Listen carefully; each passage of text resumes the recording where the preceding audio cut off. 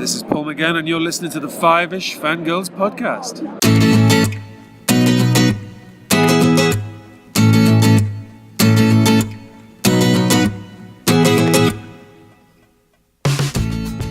The tangents this week continue all the way to episode 230 of the Five-ish Fangirls podcast.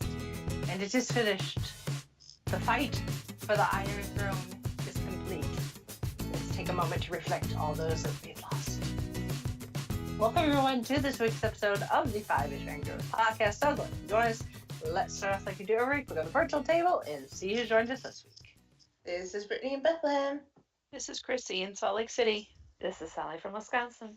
And this is Rachel in Indianapolis, Indiana. Hello everyone. Hello. Hello. We're all together. This feels like it's been a while since last time this happened. Well, after being off last week, which is my fault, I'm sorry, I was extremely ill. I wouldn't call it your fault. Well, I'd say whatever it is that's plaguing you, that's what we're to blame. Yeah. Blame Mother Nature. She's had a little bit of a hand in this, I think. I mean, I thought it was just allergies. And then it felt like I had been hit with, I don't know what it was. It was like the flu and the worst cold you could think of, and like bronchitis, like all on top of one of each other. Like pick symptoms from each of those and throw them in a pot, and that's what I had. And a dash of concrud to boot. Yeah, I haven't had a chance to have concrete yet, so. Pre-concrete? Is that Pre-concrete, I guess. I don't know. I guess you'll be the one to bring it. By the time I get over this, it will be PopCon and I'll have concrete. So. Hopefully not. Maybe this will be, hey, you're going to be immune. Yeah. That would You can't get concrete on top of this, so you're fine. I have no idea. Oh. All I know is it was awful, and I was just I had this like arsenal of different like medicines and like pills and liquid stuff and stuff to spray up her nose and stuff to spray in her throat, and it was nuts. I hope you got Nuts. one time when I got bronchitis, the doctor gave me this really good cough medicine that made me sleep. So did she anything like that? No, not really. No, I didn't get any of the really good stuff. I've had that stuff before, and that's the good stuff. But no, this didn't qualify, unfortunately. Oh man. Oh. But anyway, I'm feeling tons better. Yay! Despite how I may sound, the nurse said that the cough could linger for quite a while, but I shouldn't be contagious anymore. I always hated that, like the cough usually lasts long ago. Like people still think you're sick. Like no, it's just a cough. I'm fine. Yeah. Yeah, it's just irritation. Anyway, let's get into the news. Speaking of conventions and Concord, Take opportunities, vitamins, folks. Yeah, opportunities to get Concord. So Gen Con has announced the locations for the pop-up events that we talked about however many episodes ago that will be taking place the 1st to the 4th, I think, of August. So about the same time as Gen Con itself. So you can go to the link in the show notes and look at the map and the list, and it'll tell you the city and the game store that will be hosting these events, and you can find more information as far as registering and what games will be available and that sort of thing. So it's not as widespread as I thought it would be, but considering this is something new that they're trying, don't spread yourselves too thin the first time around. See if it's something that actually works and where, and then tweak for next year. So it tends to be more concentrated in this part of the country. So there's and then there's a couple actually in the UK that are occurring as well. So depending on your ability to travel, may or may not be one that's reasonably close to you. So check the list, check the map, check the website for more details. And wash your hands. Hand sanitizer is your friend. Yes. Yes. And over in my neck of the woods, as it were, FanX for the fall, which we just finished spring, it seems like, and now we're getting geared up for fall. First, they've started their loyalty launch, so if you want to get in for cheap, go for that. And then they also announced one guest, which I kind of like this one, as Matthew Lewis, who played Neville Longbottom in the Harry Potter movies, and he's like one of like the nicest, most personable people from that cast. I've never even actually met him, but once I with a roommate, we sent him. So I got to go back and tell this story. So I used to listen to a podcast called Pottercast. I don't know if it's still going, but anyway, during the filming for movie 4 or 5, I can't remember exactly. He did an interview on that podcast. He was on there actually quite a bit, and they were joking around about his haircut in that movie. I want to say it was 4 because they all had really horrible haircuts in that movie. Yeah, it was terrible. Anyway, and so they were kind of joking around. He's like, "Yeah, I really need a hat. I don't have one." And so the hosts were like, "You heard it. Send him a hat." And so we actually sent him a hat. I was at Utah State at the time, so my roommate and I pitched in, and we sent him a Utah State hat and a letter and said, "We heard you on Pottercast, heard you need hats, or heard you needed a hat, so here you go." And then he wrote back and sent us each signed photos with a note saying, "Yeah, I do need a hat. My hair gets pretty bad." So if you get to meet him, he said, "Do you still have your hat?" You saw that hat that we sent you like all those many years ago? That's funny. So no, yeah, I'm excited about that one because he's just everything I've ever, anytime I've seen him in interviews or anything like that, he just seems like such a fun and approachable type of guy. Not like, sometimes you have the stars of movies that are like so far away and you can't really relate to him or anything, and then there's guys like Matthew Lewis. So that's a pretty big that's a pretty exciting That's one cool. to get. Yeah. I've always liked Neville, even like before he was cool, I guess. But I've always liked him. He was always sort of the real sweetheart, and then as the story progresses, he's like, oh wow, there's actually more to Neville than just being the kind of wimpy little geeky kind of kid that I don't know that everyone picks on. But no, he was good. That's cool. And then back to my neck of the woods.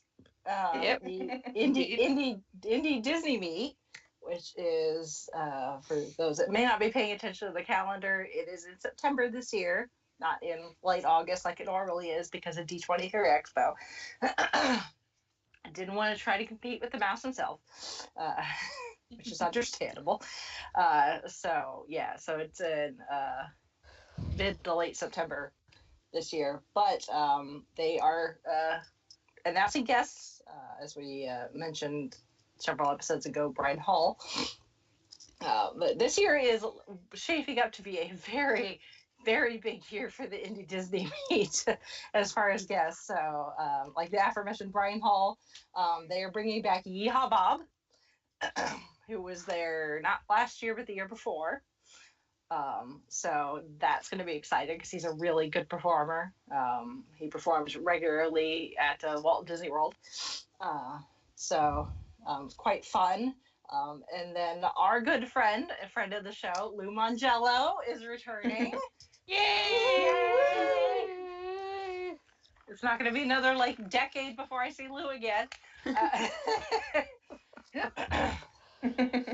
So yay!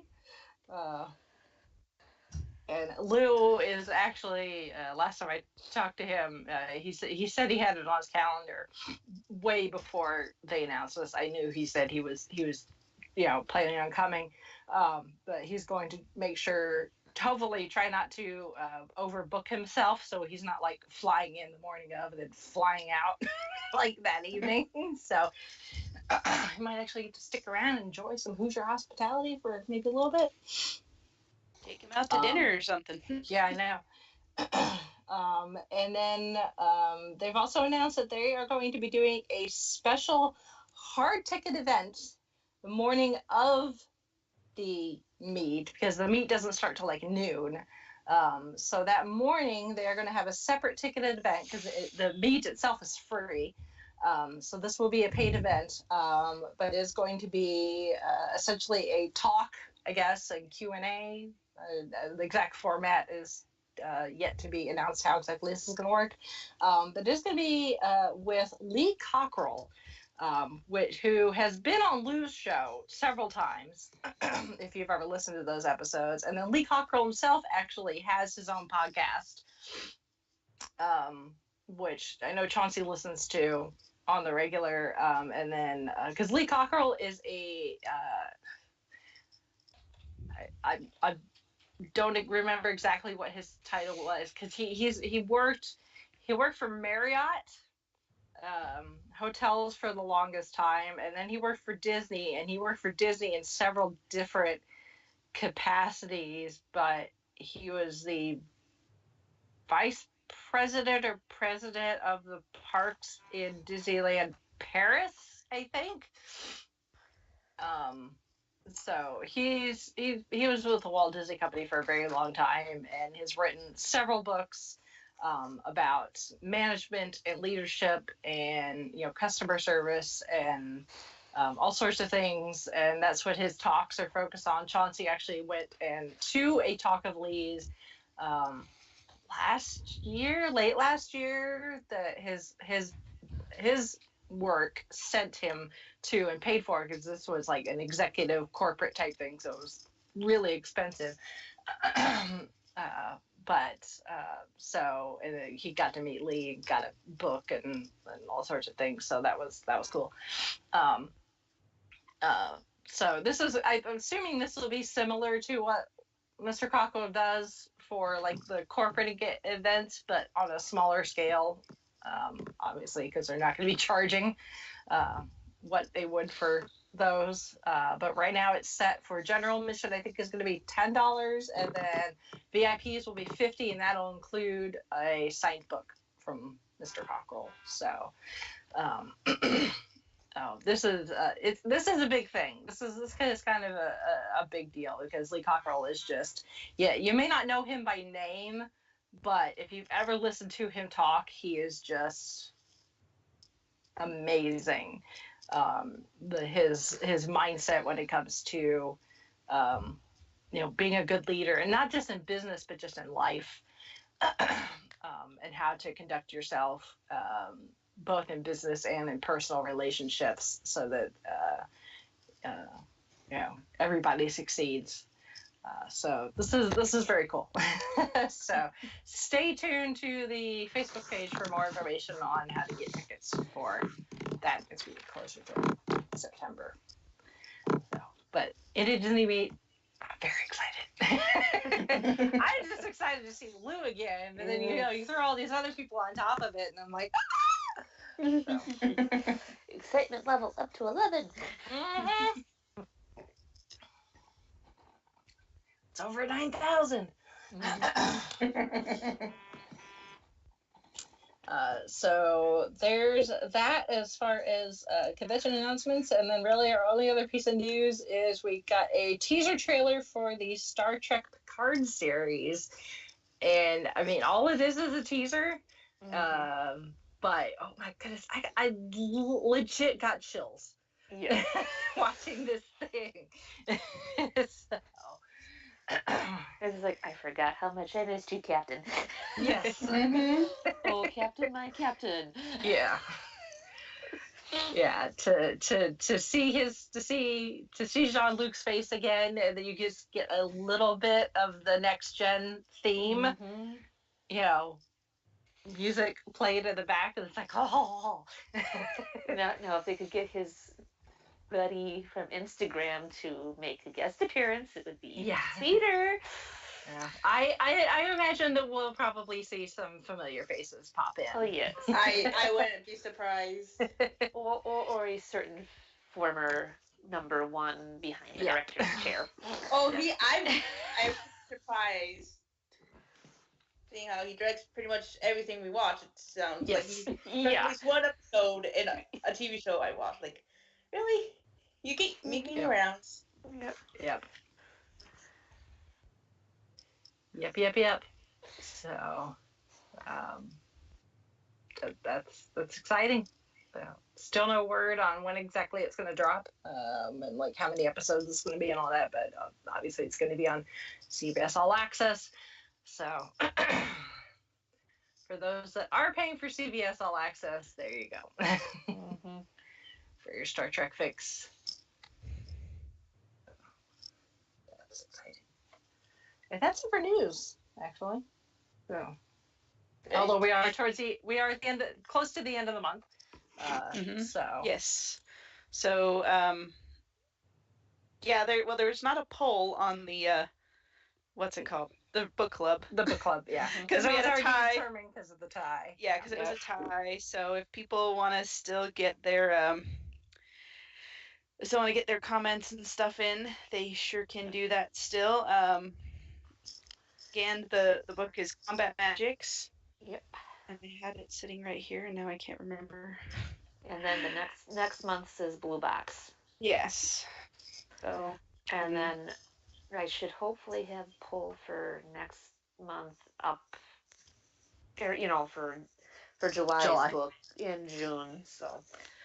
I can't believe we're talking about July already. Yeah. Oh, no kidding. Tell me about it. The year is already almost half over. Like, I know. Yeah.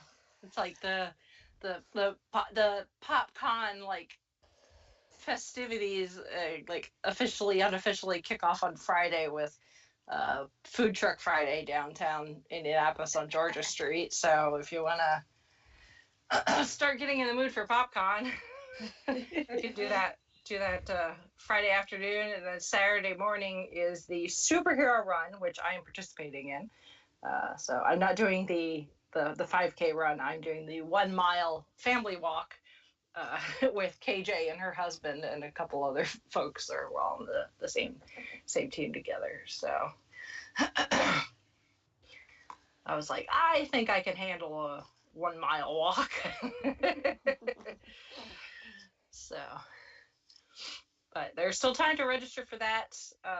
If you want to join us Saturday morning, or if you can't and you just want to make a donation, you can do that too via the same website. So, and if you want to make a donation specifically on behalf of KJ's team, let me know and I can send you the link specifically for her team. Or you want to register specifically on her team if you are going to participate. So hopefully Mother Nature cooperates. Let's cross our fingers. I know that's kind of been that's been the wild card lately for everything. Yeah. Yes. to be fair, isn't Mother Nature always the wild card? Yeah. Indeed. Pretty much. That's why they make rain checks. Yes. Yes. Well, the race should happen, rain or shine, as long as it's not dangerous to be outside. Yeah. So it's like a little rain. These sorts of races, they tend to be all weather, like unless you said it gets dangerous. Yeah. So, and there's all sorts of PopCon related stuff that's occurring next week, but we can talk about that and the actual PopCon schedule. Yes, on next week's episode. Because the PopCon schedule actually hasn't dropped yet, so it's supposed to drop Friday or Saturday. So, alrighty. Well, let's move on to this week's main topic, which is the official end, completion of Game of Thrones. So. It's just about to start humming the theme, but you guys Yeah. probably. Oh, look, he died in it. Odds are we wouldn't sing it well enough to get dinged for copyright. So Exactly.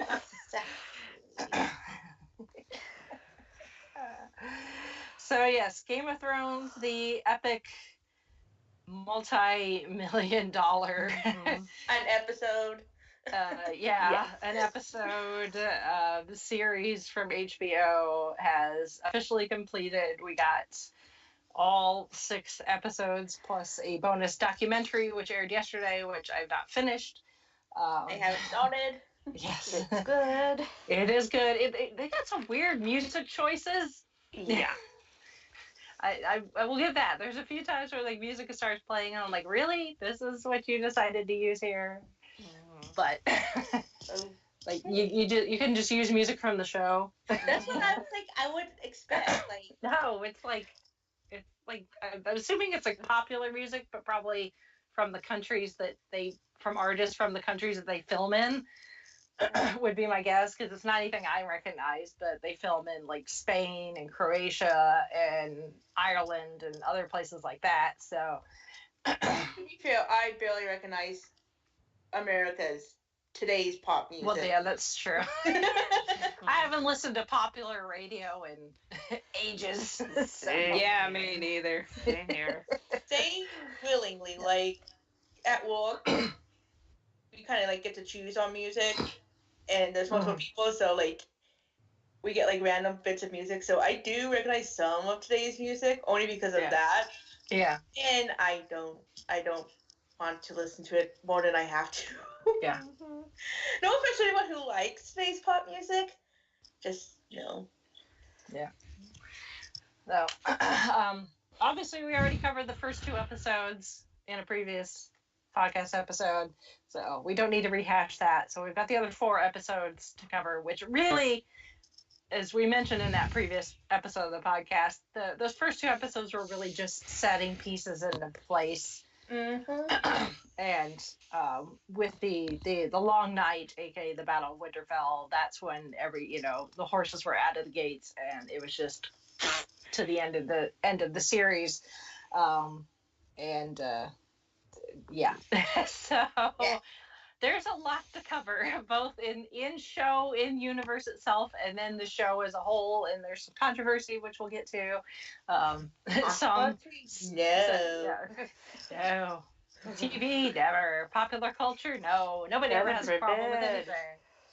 So some controversies are more like, really? And then some others are like, ha, you screwed up. Coffee cake. We'll get to that. So let's go through, obviously, spoilers for anyone that cares about spoilers at this point. So it's been 2 weeks since the finale, people. Or a week and some change since the finale. It's been several weeks since the battle. So let's go episode by episode, I guess, because that would probably be the easiest to keep track of who's where, who's doing what, who's died, because a lot of people died. Unfortunately, the prediction that I made post Battle of Winterfell came true.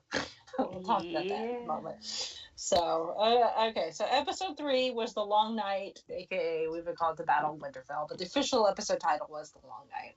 So this was the big battle, the 82-minute episode where like 60 minutes of it was battle, essentially. So this is the essentially the army of the living, which includes the armies of the north, of Winterfell, the wildlings, the night, what's left of the Night's Watch, the Dothraki, the Unsullied, Daenerys with her 2 dragons. All those people gather together in Winterfell against the Night King and the army of the dead, and one undead dragon, or one zombie dragon. So, this was.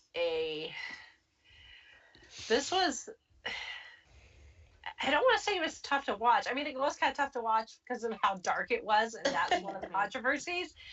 because of how dark it was. Like I had to watch this because I watch all Game of Thrones on my computer, so because HBO Go, it's streaming the internet, so so I do everything on my computer because my TV is ancient.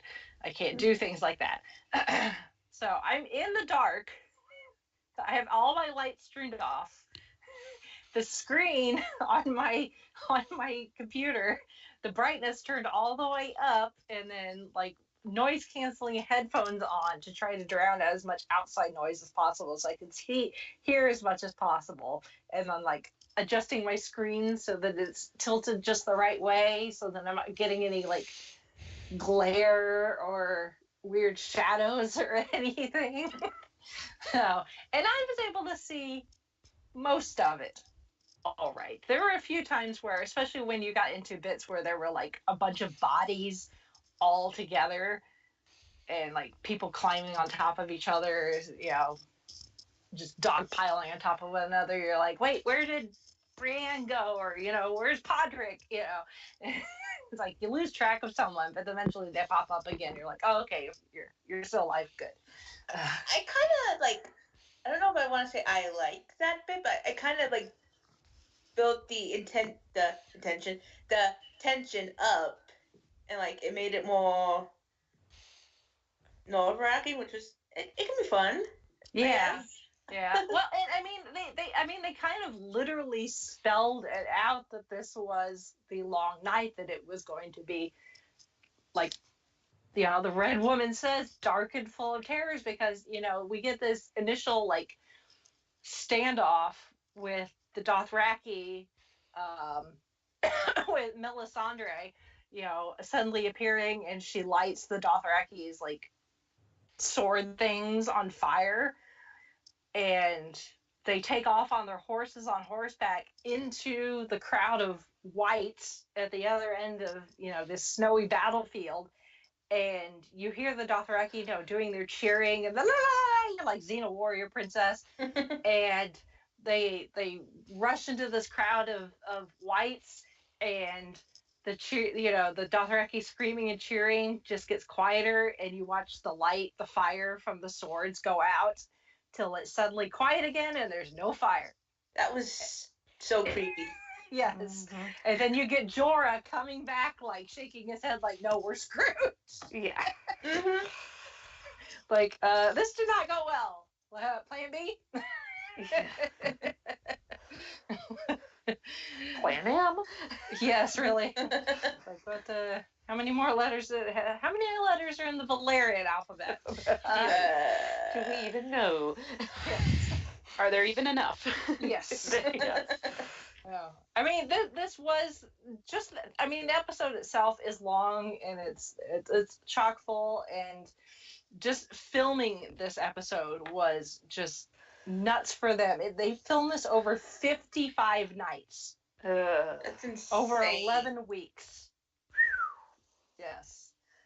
And this was shot in Northern Ireland, and what's crazy is I don't know if it was during when they were filming this or if they were prepping to film this, because I know when they were filming some of the first episode, like the scene when Jon and Daenerys fly off on the dragons and they go and kissy and Drogon gives Jon the look like, why are you kissing my mom type thing. Yeah. When she knew you're on notice. Yeah.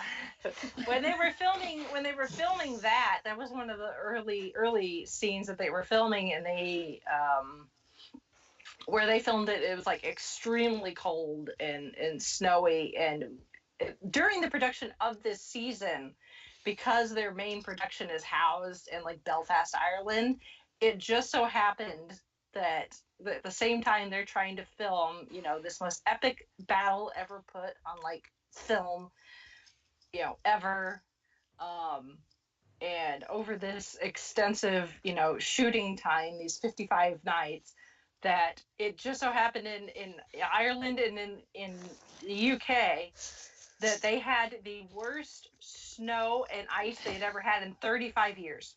Oh yeah, I remember hearing about that. Yes. winter is literally coming. Yes.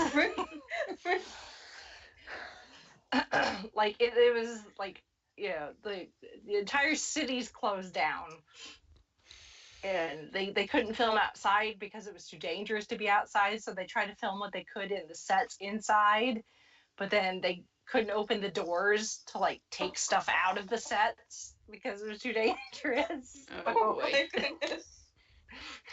It's like, of course you're trying to film, essentially 6 feature-length TV episodes, and Ireland has the worst weather it's had in over 3 decades.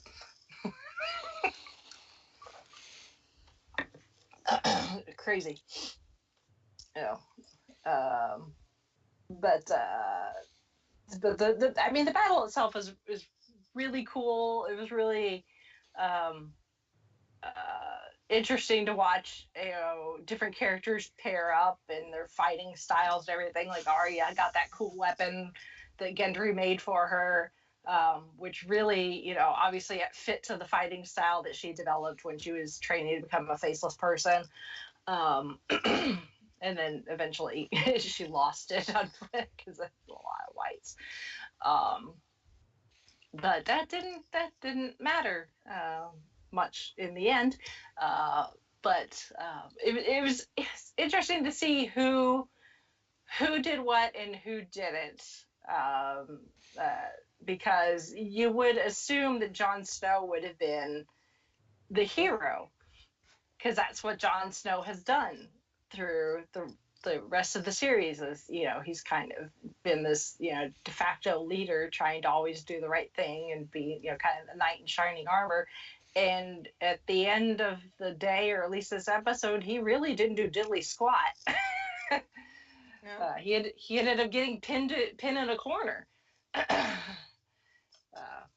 by an undead dragon. So, and when the Night King arrived, it was just kind of, even with the whites and the sheer number of them, they were grossly outnumbered. And the Night King comes and he literally brings a storm so that, they can't see. And Jon and Daenerys are on their respective dragons and they end up crashing into each other because they can't see.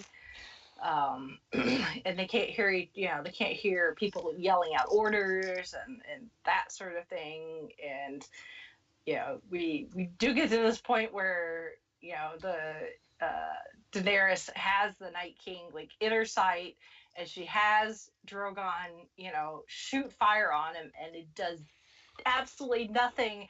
And the Night King just gets this little smirk on his face, and it's just creepy. Yeah. Crap. So creepy. He's like, yeah. Now what are you gonna do? Like, plan like, Q. Yeah. Plan U for unit. That's not gonna work. No 5. I don't think any 5 rounds rapid's gonna work on you. No. Nope. Oh. And then the Jon gets in the vicinity of the Night King, and you think they're gonna have like this, one-on-one like fight, and the Night King does, that thing like, please, what are you gonna do to me? And he does the arm raising thing, and I had totally not thought about the fact that at this point there are so many people dead, and that they could be reanimated. People started opening their eyes, and I'm like, oh crap! It's funny, like, before this episode, I remember that he could do that. I'm like, oh, that's gonna happen. And then, like, I totally forgot that happened. I'm like, oh, right. That's bad. Yeah, and like this point, like we've lost some people. Like at this point, like there's a bunch of Dothraki that died at that first wave. Lyanna Mormont has died, although she took down the big giant in the process, which was pretty badass. Yes, stabbed that sucker right in the eye. Yep.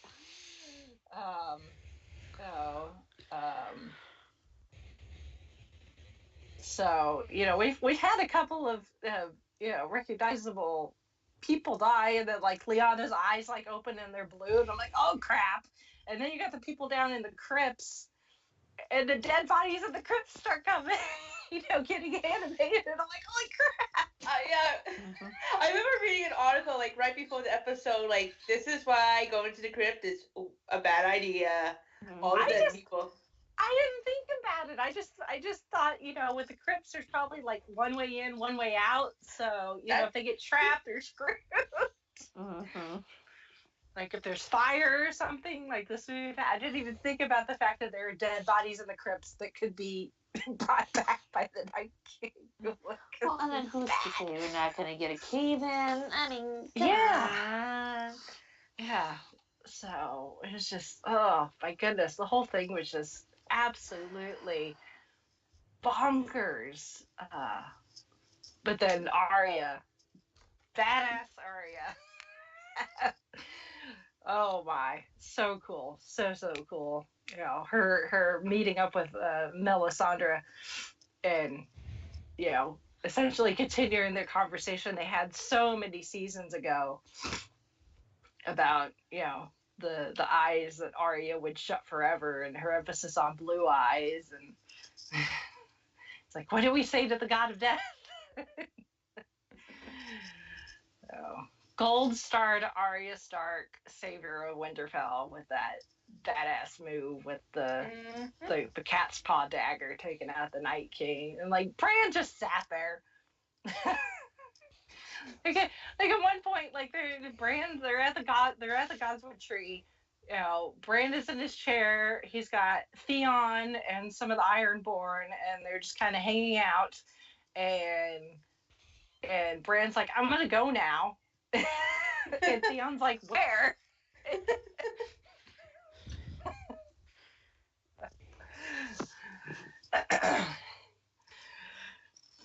Oh. And I like how they kind of left it at the end of the episode that we weren't entirely sure on who was actually dead. Yeah. Oh, we don't really get a proper who did we actually lose until the following episode, but at least are the ones that are recognizable, because I mean there's a crap ton of dead bodies that they ended up having to burn in the next episode, but we lost a bunch of the Dothraki, miscellaneous soldiers, men, women, probably some children, Ed Tullett, Lyanna Mormont, as we mentioned, Theon Greyjoy, which he went down, in a blaze of glory, which for Theon is good considering what he had all been through. That look on his face though, like when he had that realization that he knew he wasn't gonna survive when the Night King popped up, I was like, oh, Theon. Mm-hmm. But it was good that he went out proud, because he'd felt so much regret to everything that he did, making it look like he had killed a couple of the Stark children when in reality he didn't, and for for Bran to be like, no, this, you did exactly what you needed to do so that you end up here, because you're and you're a good man, Theon Greyjoy, and it's like, oh, that's so sweet. And we lost Beric Dondarrion, and then Jorah Mormont, who also went out exactly the way he wanted to, defending Daenerys. Yep. He would rather die to make sure that she lives, and that's exactly what he did.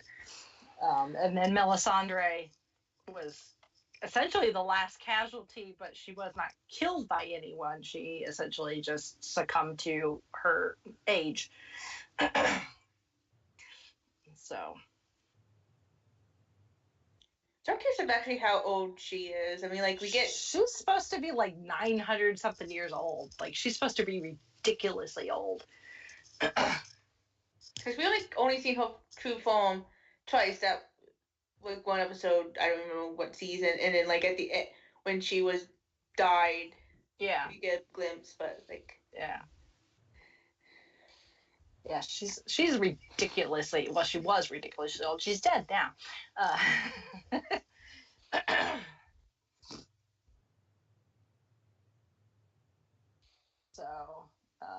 So with this battle, the Weird Out. The House Mormont is now extinct because Jorah and Lyanna were the last surviving members of that house. At this point, with Beric Dondarrion and Melisandre dying, Arya's kill list is down to 4 people: Cersei, the Mountain, Ilyn Payne, and the Hound.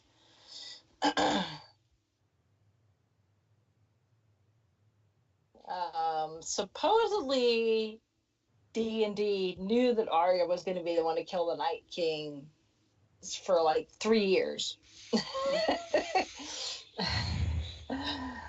Well, even though apparently Kit Harington was surprised and initially pissed off that he was not going to be the one to do it. Gets to kill him off, and I don't. Come on now. Mm-hmm.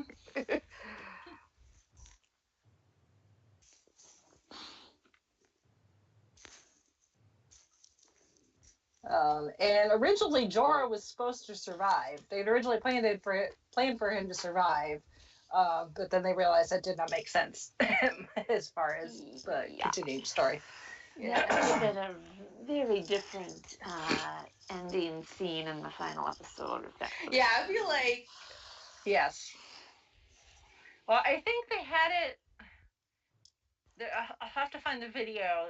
There's someone that explains how it was supposed to work throughout the rest of the season. I'll have to see if I can find it and put it in the show notes. But yeah, so Jorah was supposed to survive, and then he would have died during the sacking of King's Landing, I think. So he still would have died by the end of the season. So. And then episode 4, which was called The Last of the Starks. And this one, the body count is not nearly as high as far as numbers, but there's some very significant deaths, which tilt the scales in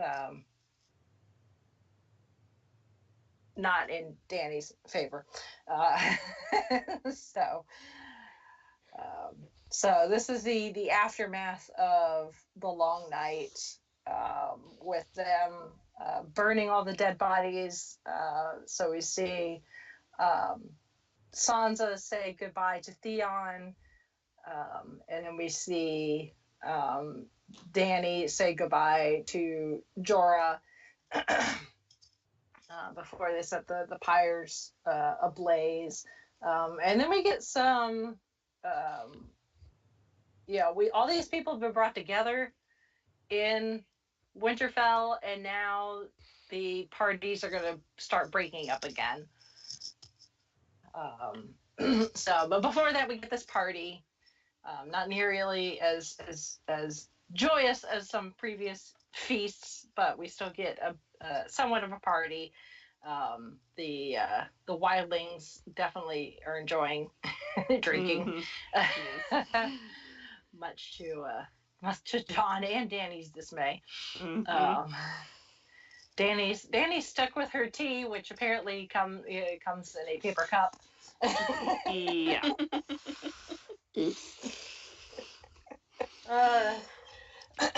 Contrary to popular belief, that was not a Starbucks cup. Apparently, it's from a Belfast chain, or at least shop, called Paper Cup.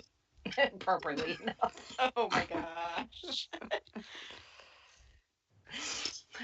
So if you happen to have not that we condone piracy, but if you happen to have a copy of this particular episode, that cup should be in there. But if you were to go back and rewatch it, I think on like HBO Now or HBO Go or whatever the hell it's called, and on the DVD and Blu-rays when they come out, and it has been digitally removed. I was not gonna lie, I was kind of excited to see it at first because I wasn't paying attention to the background. Yeah, because who does? Exactly. Apparently people do. If the story's interesting enough, you really shouldn't. Until people start screen capping stuff on the internet. Yeah. And I was like, okay, I want to go back and catch this. But by the time I had time to go see it, I was getting the news that they always scrapped it. I'm like, really? That's so fun. It lives on in YouTube or something. And it lives on in memes. memes. Have you seen that?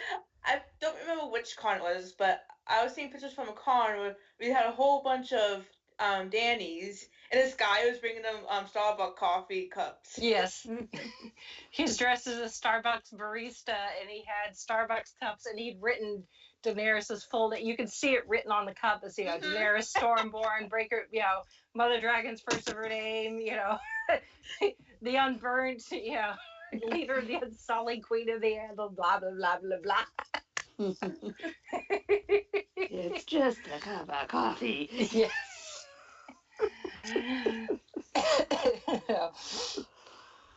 Oh boy. So that's a high point of the episode.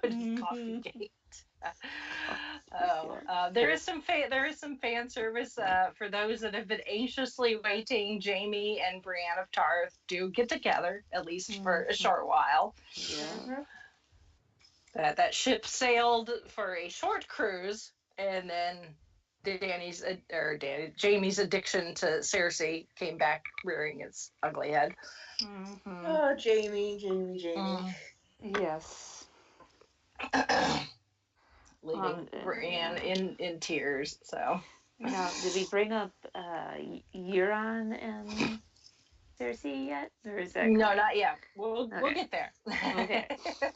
We'll get there. Okay. Apparently, to get Gwendolyn Christie to cry like she did when Jaime's leaving her, Nicola Coster Walder said to her, "I don't love you anymore." Ooh. Ouch.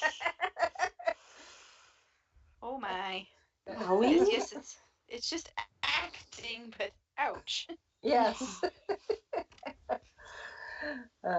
So there's it's like that relationship, it burned for a little bit, and then it fizzled out, and then Arya and Gendry having their moment pre Battle of Winterfell, and then post battle, Daenerys legitimizes him as the son of Robert Baratheon and makes him Lord of the Stormlands and Storm's End, which gives Gendry the gumption to go and propose to Arya, and she nicely turns him down. Which, poor Gendry, but it's not her. It's definitely not Arya. She's not destined to be a lady somewhere, managing a castle and popping out babies. So that's another relationship that burned and then fizzled out.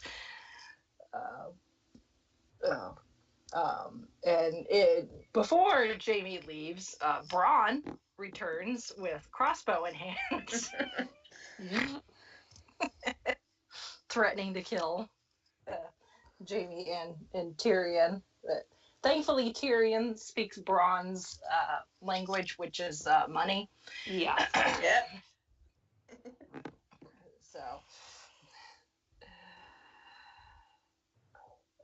So there's that. And then Jaime leaves on his own.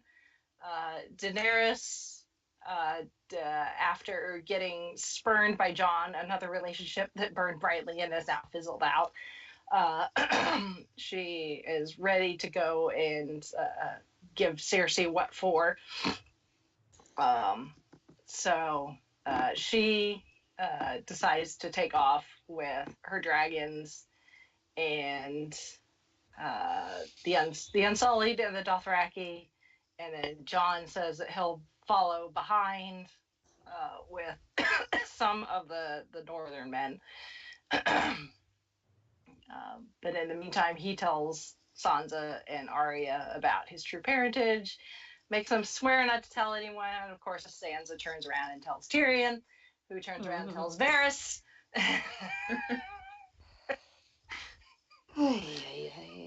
After the big threat of the Zombie King is taken care of, and it's back to their usual squabbles.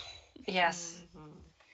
People vying for power and moving pieces on the chessboard and whispering in corners and dark alleyways, and that sort of thing. So, so then we end up back to, well, no, first Danny's going back to Dragonstone, and right. I think so. I think that's where she gets surprised. Is at Dragonstone? It's not at King's Landing, right? With the Iron Fleet. Yeah. I don't remember. I don't I think remember. so. Because they all eventually end up in King's Landing anyway. So it's like, did you make a pit stop? I don't remember. Were you planning on making a pit stop? She may have. Anyway, she gets surprised by the Iron Fleet, which was dumb. Very dumb on her behalf. At this point, though, Dany is, her mindset is shifting, and she's starting to not think clearly. She's starting to think more with her emotions instead of logic, which she has tried to do for the most part up to this point. So Rhaegal, who was already injured from the Battle of Winterfell, gets taken down by Euron Greyjoy with one of Qyburn's scorpions. So, which that was sad. It was sad to see another dragon go. And in the process, their ships, Dany's fleet gets destroyed, and Melisandre gets kidnapped.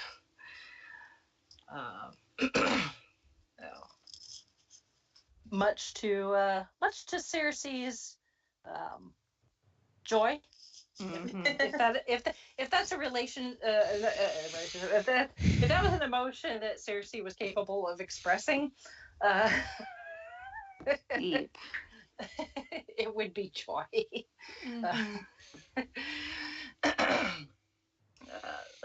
And she and Euron have a moment, and Euron is not a very smart man.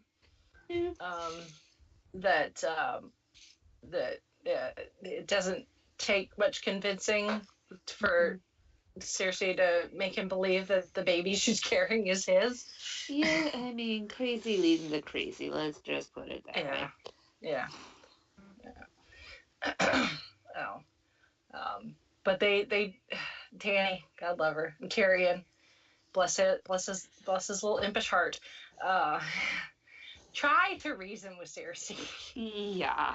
And it almost seems like they get to her, because it looks like she's gonna have the archers fire on Tyrion, and then she doesn't. So it's like, Kate, you gotta. She's got one part of her heart that's not completely black. We're gonna do a Once Upon a Time reference here. Yeah. She's got one part of her heart that's not completely black, and that's the part that genuinely cares for her own children. And Tyrion tries to speak to that tiny little part of her heart, and in the end it doesn't work, and Melisandre gets beheaded by the mountains. Yeah. But Melisandre, God love her, though, she goes out with her head held high and with her brave big girl pants on. And her last word was Dracarys. Yes. So it's like, I was like, ooh, that's good. But I was like, ooh, that's also kind of bad. Because that's definitely gonna help with. Yeah. Well, she was one of Dany's best friends. I mean, she worked for her, so she was kind of a servant, but, their relationship was more queen and, like handmaiden. They had a very, very close relationship, and then obviously she and Grey Worm had a thing. So that sent Grey Worm into a not so good place mentally as well.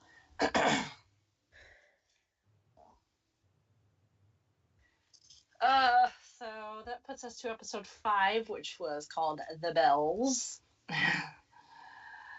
And and this is where everything kind of goes. Yeah. Crap hits the fan. Yep. Buckle up, Buttercup. It's gonna get bumpy. Mhm. To the surprise, I think of, at least not to me, we lose Varys, um, Yeah. which I wasn't that surprised. I mean, he did exactly what he said he was going to do. You know, he told, when Dany brought him on, he told her that if he ever thought she was making a wrong decision, he would tell her, and he Yep. did. And she didn't listen, so Varys went and did what Varys does, where he is like, he's the master of whispers, you know. He hides in the corner, and he has, you know, his network of little birds, and, you know, sends out messages and does things and bends people's ears and this, that, and the other thing. And it finally, after all these years, has come back to bite him in the butt. Yep. Almost a little Nick Fury like, you made a stupid decision and I'm gonna do this instead.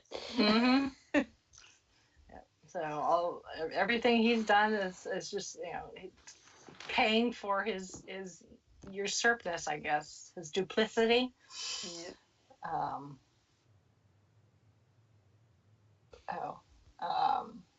So he ends up getting burned by a dragon. But yeah, he wins. I mean, he was even expecting it, I think, to a point. So, like, you know, she sentenced him and gave the order. It was very calm, but, you know, she gave the order to Karis, and Drogon did his thing. And I don't even think Varys even peeped. I don't think he said a word. He didn't scream or anything. No. So, you know, he took it. He and Tyrion's moment before he died, though, was kind of nice. Tyrion has some really, really good scenes with people throughout this season. If Peter Dinklage does not win an Emmy for There's something wrong. There's something wrong, because he's already won an Emmy for this role before. So there's precedent for it. But Peter Dinklage, like, acted the hell out of this season. Yes, he did. So, and with lots of different character interactions, you know, with him and Jamie, you know, him, you know, when Jamie gets captured by Daenerys's troops, and then Tyrion lets him go, which is kind of, you know, essentially the flip of Jamie, like, helping Tyrion get free, you know, when he's in prison for, you know, being falsely accused of killing Joffrey. It's essentially the reverse of that, and he and Jamie's moment together, you know, him thanking Jamie for, you know, actually caring about him as a brother. Otherwise, you know, Tyrion would have been dead years ago. That was a beautiful moment. And then even the scene where Brienne gets knighted, the things that he said there too, was just like, wow. Yeah. I love Tyrion. I've always had. Yeah.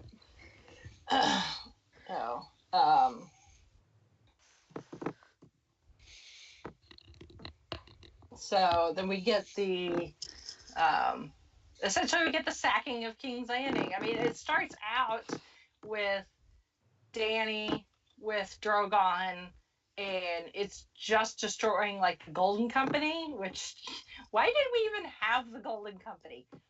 Yeah. They didn't do anything. They didn't bring any elephants, and then they didn't do anything with the people they did bring.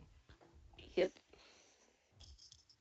Like, what was Cersei makes a comment too about the elephants too. Like, where are they? Yeah. Like, no elephants. She's like, shame. Like, I would have liked to see some elephants, like you and me both, seriously. It's something we can't agree on. Yeah. But it's like, then we didn't even get to see the Golden Company fight. Like, they're supposed to be, like, this amazing group of, like, mercenaries. And nothing. Yeah. Nothing. They go up and smoke because of Drogon. Yeah. They saw the dragon, like, nope, we're out of here. Peace out. Bye. Yeah. It's like that. That's like at that gate there. like that entrance to King's Landing has been essentially emptied of civilians for the most part. So it's really just full of, it's being guarded on the outside by the Golden Company and the Lannister army on the inside. So, at that point, any destruction Dany's doing is property damage and not civilians. So it's not that big a deal. And once they get in, the Dothraki and the Unsullied and the Northern Army with Jon Snow, they do a pretty good job of taking over, and they get it. They get to the point where the Lannister men are throwing down their weapons. Like Cersei's up in the Red Keep, with Qyburn, and she knows. She's seeing it right on the wall. Well, and after a point she does, but at first she's all like, she's like the Lannister men will fight, we'll fight for their queen until the very last man, and then we go to them, and they're like throwing their weapons on the ground, like, nope, Cersei, you're wrong. She's thoroughly convinced that, she's like, well, we've got the Golden Company, like, they're all dead. Like, well, we've got the Iron Fleet, like, nope, they've been destroyed by the dragon. Because Dany learned after the previous encounter with the Iron Fleet that if you fly with the sun directly behind you, they can't see you coming. Mm-hmm. And sunglasses have not been invented in Westeros yet, so so it's like all the scorpions get destroyed, so they can't use those on Drogon. All the archers get burned, so it's like, Cersei's like, well, we've got these, and we got these, and we got these, and like Qyburn's like, nope. You just see Cersei getting frustrated and a little bit scared. Yeah. It's like, what do we have left? Yeah. Like, what do we have left? Well, I've got a chicken and a kumquat, and that's about it. Yeah.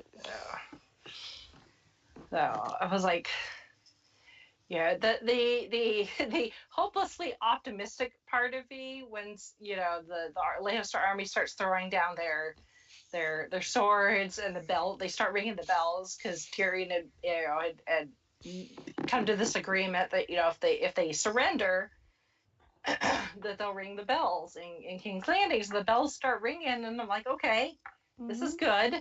Yeah. We can work with this. And Dany's on Drogon, and just look on her face, and Emilia Clarke. You can just see the gears turning in her head. It's just like, I won. I won. I got what I wanted. I won. I can have the Iron Throne. But then this is not something that is necessarily spelled out, and it's one of those things that I think if you've read the books it makes more sense. But having the Red Keep there, knowing that Cersei is up there, and it was her family that built that tower when they first came to that part of Westeros, and to know that Cersei is up there, and what Cersei has done, teaming up with Euron, using developing the scorpions and injuring one dragon, killing another, killing Melisandre, all these things. It's like it's just it was just a girl can only take so much. That's really all there is to it. Like, I don't want to sound like I'm justifying Dany's actions and what happens, after this point, her laying waste to King's Landing and killing innocent men, women, and children, because at the end of the day, it's a terrible, terrible thing she did. But at the same time, from a psychological perspective, I'm not a psychiatrist or anything by any means, but I can only imagine that someone can take so much heartache and disappointment, she'd had her dragons kidnapped her. It's her children. She had her dragons kidnapped her from her once. She had people that she'd freed turn on her, not be thankful for what she did. They wanted to go back to the way things were with the slave trade and the fighting pits, and she the those Dothraki calls wanted to kill her, so she ends up killing them in the process.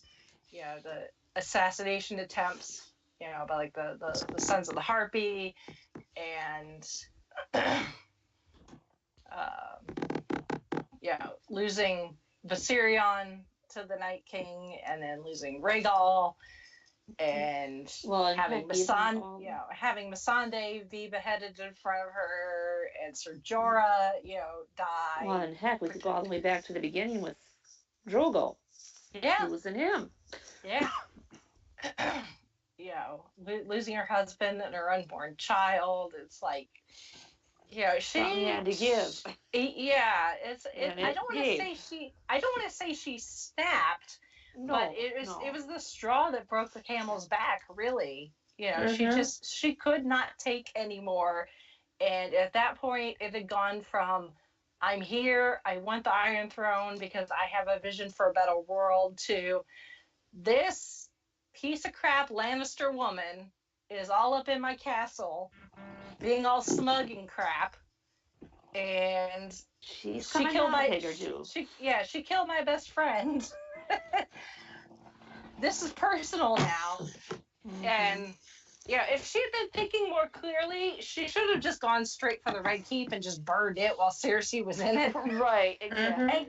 And that could have been the end of it, but no, she decided to lay waste to essentially all of King's Landing, killing just about everybody, which, again, if you've been paying attention, even if you haven't read the books, if you've been paying attention to the TV series, that this was not something that Dany, this is not like this is a decision that Dany never thought of. There are more than one scene in previous season where she is yelling or talking to someone about how I'm going to go and claim what was taken from me, what's mine, and if I have to burn cities to the ground, I will do so. She literally said those words.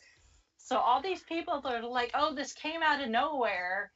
What show have you been watching? Didn't. Right. Hello, my name is Daenerys Targaryen. You killed my family. Prepare to die. Exactly. I think a lot of it, and I say this having not seen the show, but I have seen enough on social media, and I have enough of a sense of like how people, how much they love this character, what they expected of her, and you know what? I think people just kind of thought she was going to be this flawless goddess queen. Oh, she's going to come in and save everybody and take over everything, and I'm like, okay, what show have you been watching for the last 7 years? I mean, who is going to get a happy ending in the show? I mean, just in the last episode, you talked about how, just as an example, all these couples that you were like, oh, I hope, Jaime and Brienne get together, or Arya and Gendry, or all these different things. And it's like, that's not the kind of show. If you want happy, hopeful things, go watch Lord of the Rings. Yeah. Well, I'm serious. That's why, this is why. And I freely admit this is why I didn't never get into Game of Thrones, is because I like happy endings. That's my thing. I mean, you want a happy endings, go watch Once Upon a Time. Exactly. Sort of. So, you want a fairy tale? Literally, go watch some fairy tales. Yeah, I mean, everything is just gonna go to crap, and I'm like, that's why I quit reading the books halfway through book 3. Is I'm like, this is not my thing, because I just. So when I heard, when I saw everybody freaking out on Facebook and Twitter, and I'm like, what, this surprises you? Yeah. Well, even one of the characters in one of the seasons had said, if you're expecting a happy ending, it's not going to happen. I can't remember who it was, but Yeah. Well, the producers and the writers they've been warning us that, this was not going to be happily ever after fairy tale ending for everyone, but most honorable character didn't even survive the first book, guys. yeah. It didn't survive the first season. First book, first season, exactly. So, if you're wanting her to come in and be this shining, awesome queen that's gonna take out the evil Cersei, and I understand that Cersei got squished by a brick. Yeah. Yeah, we'll get to Cersei here in a moment. Daenerys didn't kill Cersei. Yeah. Well, she did, but indirectly. Yeah. Like I've been team Daenerys since the beginning, but I never thought that she was going to be this flawless, not capable of making bad decisions type character. But I knew that she was trying to come from a good place. Her intentions up to a point were good, but she didn't necessarily was going about them the right way. And again, I'm not excusing her actions, but which is why I can't be entirely upset about what she did. And I'm not surprised at what she did. Do I like it? No. But it makes sense for the character. And therefore, I will accept it. Even if I don't like it. I'm still team. And you know what? I was team Dany for the Iron Throne, and technically I was right. Yeah. Technically, she did win the Iron Throne. She just never got to rule from it. So, that being said, she really only got it because Cersei was squished by a brick. But that's not before that's not before we got a nice showdown between Jaime and Euron. Which, all things considering, they missed some good opportunities with that that battle. Oh yes.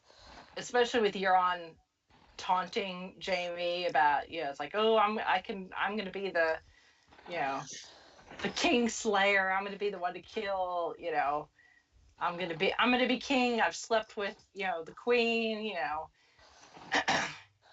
that sort of thing. I so wanted Euron to say something about, I put a baby in her, and for Jaime to be like, no, that baby's mine. Mine, yeah. And just to kind of get that, just to get that last like slap in the face into Euron, and they didn't do it. Yep. So it's like, so Euron dies, which yay. Yeah.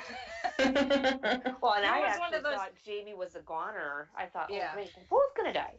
Yeah.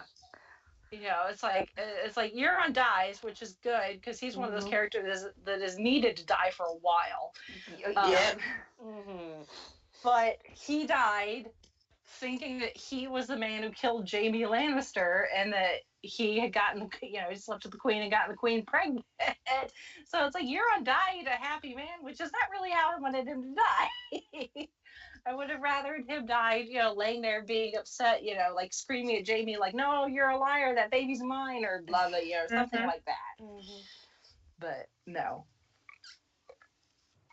But then we get Jaime and, well, we don't get Jaime and Cersei reunited yet. Qyburn finally convinces Cersei they need to leave the tower because their chicken and kumquat's not going to do jack squat for them.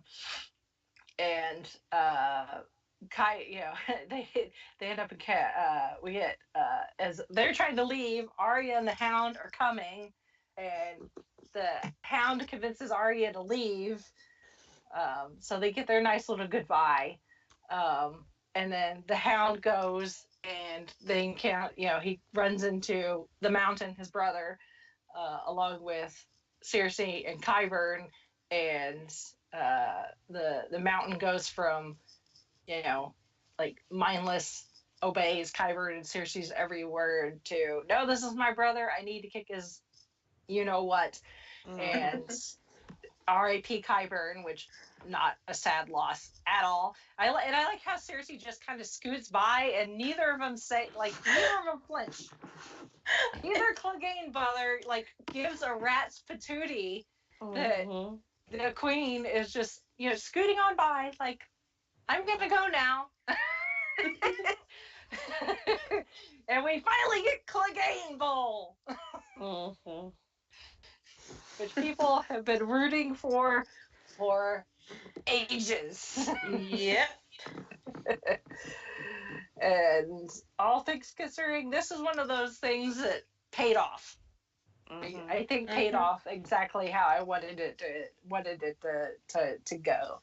The Hound versus the Mountain. We get the Mountain without all of his armor, so it's mano a mano, and Sandor doing his darndest to kick his brother's ass and failing miserably, literally stabbing him, and he doesn't even flinch.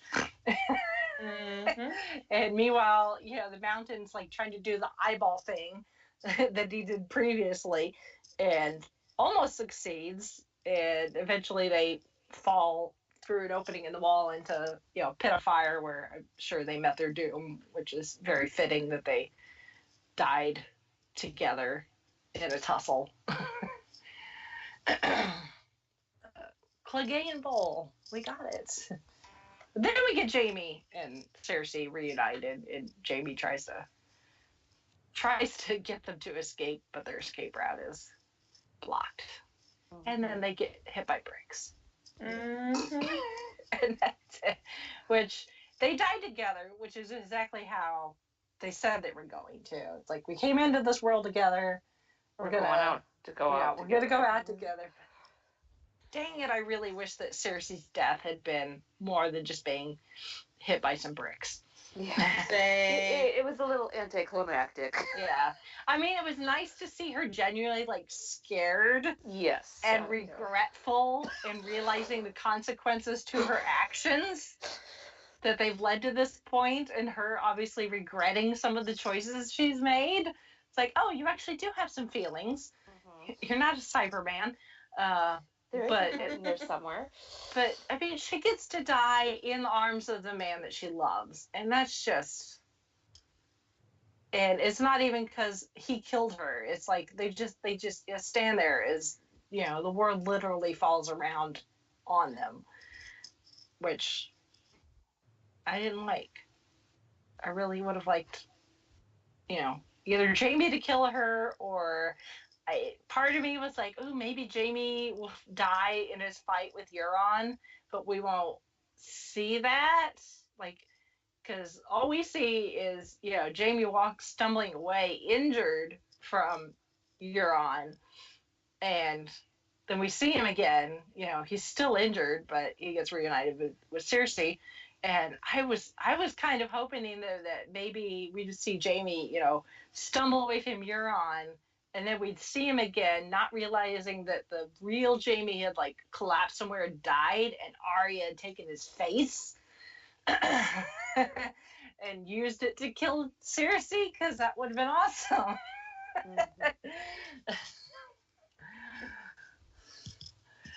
But alas, that didn't happen.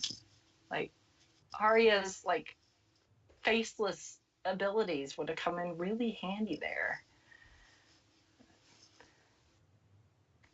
No, instead, Arya gets a white horse. But then doesn't even leave. Did you see, there was a lot of people making predictions that, or not predictions, but theories that Arya actually died, and that the white horse that they were saying supposedly was that the Golden Company's captain's horse, because they looked really similar. Yeah. And she was supposed to be death.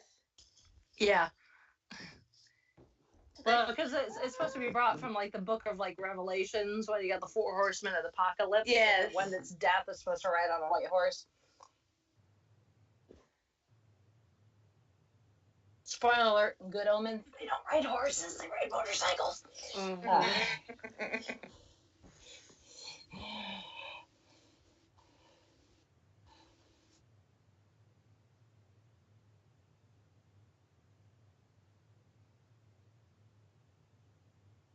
So let's see. So let's see. We lose the Golden Company, Qyburn, Euron, Jaime, Cersei, the Mountain, the Hound, and pretty much everybody in King's Landing. Yeah.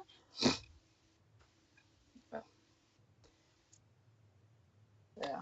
And then we get to the very last episode, the Iron Throne. The finale, the season finale, the series finale, the finale,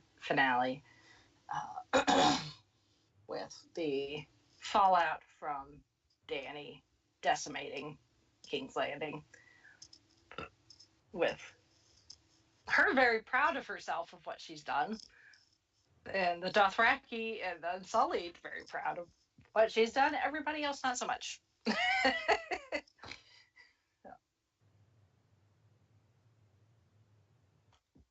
Which this kind of went, part of this went how I thought it was going to, because I know in our chat, I think it was you, Brittany, that asked for predictions. Oh yeah, last minute predictions. Yeah. And I was like, well, what I'd like to happen is for Dany to show sudden remorse for what she's done and claim temporary insanity, and work with Jon to try and rebuild King's Landing and move on from what's happened. But it's like, what is actually going to happen is what I said would happen, which Dany died at Jon's hand. Which was the killing itself. It was sad. Although technically Dany did win the Iron Throne. She got to it. She was able to touch it. She didn't sit in it. Right. She was able to look at it. She was able to look at it. So essentially, she got her vision from the House of the Undying. But it was not so much that by this point, when she and Jon are talking, like, you know, the rage from going all Mad Queen has worn off, but it's obvious that her mentality is not right. You know, when she's like, you know, I mean, she tries, I mean, her point about it's hard to envision something that's never been made, you know, been done before, that's a completely legit thing. And that's understandable. But, you know, she's like, I know what is good. We know what is good. And Jon's like, well, about all those other people who think they know what's good. And Dany's like, well, they don't get to decide. And like, no, yeah, that was the wrong answer, Dany. Yep. Wrong answer. Yep. But this isn't going to end well. Yes. Yeah. But as sad as that was, I think it was more heartbreaking after, when she's laying on the ground and Drogon appears. Yeah. And Drogon's like, Mom, you know? Like, Yeah. if you What you speak, Nudging him, Mommy. nudging home with his nose. I know, it's so sad. It's like, oh, poor Drogon. He's like, Mommy, like, wake up, Mommy. It's like, oh. It's like, poor Lost his dragon. brother. Poor puppy. Got his mom. Like, Yeah. And I so thought he was going to burn Jon. I did too. And I think Jon thought that he was going to get burned too. I mean, if I was Jon, I would definitely have been thinking that. I'm like, yeah, I'm dead. Yeah. I'm gone. Yeah, I'm toast. So to be Yeah. fair, I think Jon was thinking I deserved it. Knowing him. Yeah. But the fact that, you know, he didn't burn him, so we still don't know if Jon Snow is, you know, being half Targaryen, if he's, you know, unburnable or not. That's like after that scene, like that's what I was thinking. Like maybe that's why he didn't burn him, because Drogon knows, like he has that sense. Like, he knows he's half Targaryen. There might, because they don't go into it in the TV show. They do in the books, but with the direwolves. The direwolves are supposed to have like a low level, like psychic connection to whoever their owner is. So when Jon is saying goodbye to like Tormund and Sam and Gilly, in Winterfell, and he doesn't say goodbye to Ghost. That he asked Tormund to take him with him, and they just have that look, and people are like, "Don't pet the damn dog." And they did it, and it's like, they were having a moment because they're supposed to have that low level like psychic connection, but the dragons are supposed to kind of be that way too. It's not necessarily like psychic, but like they can tell, they can recognize like Targaryen blood. Mm-hmm. So that's why Jon has been able to approach the dragons and ride Rhaegal. And like when he was first walking into the throne room and Drogon's sleeping under the snow and Drogon lets him pass, it's because they recognize Jon's Targaryen blood. And they're like, well, you're a Targaryen, so therefore you must be cool. So go on ahead. But the fact that he took out the Iron Throne instead, so there is no Iron Throne for anyone to take, so technically Dany was the last person to have the Iron Throne. Yep. So, technically I did win for like 5 minutes. Yay!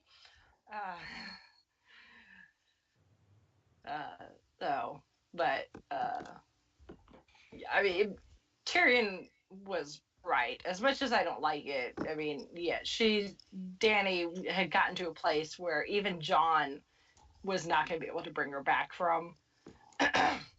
That speech that she made to her, the Unsullied and the Dothraki. Before that, though, that shot, though, when she flies in and then she's walking out through the doorway and Drogon extends his wings so it looks like a dragon wings. Oh my god, that was so cool. Amazing. I haven't done it yet, but I'm getting like I want to get that shot for like my background for either my laptop or my phone. Yeah, that's so cool. I don't want that booster maybe. But the speech that she gives though is just bit too eerily similar to other like fascist type regimes.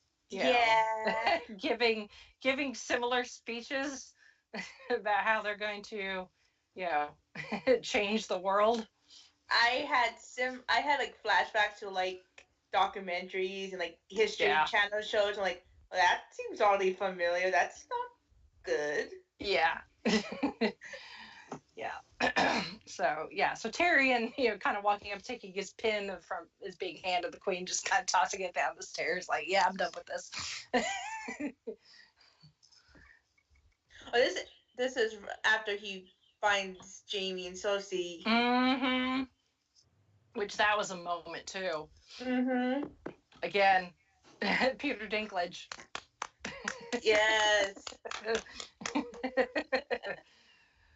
Oh man, that was tough. It's just the way they those first few minutes of that episode, leading up to Tyrion finding Jaime and Cersei's bodies, with just showing the destruction of King's Landing, these bodies that aren't even recognizable because they're so charred, and there's people that somehow are still alive, but just severely damaged, either from the fire or stuff falling on them, or maybe getting trampled, because of the crowds.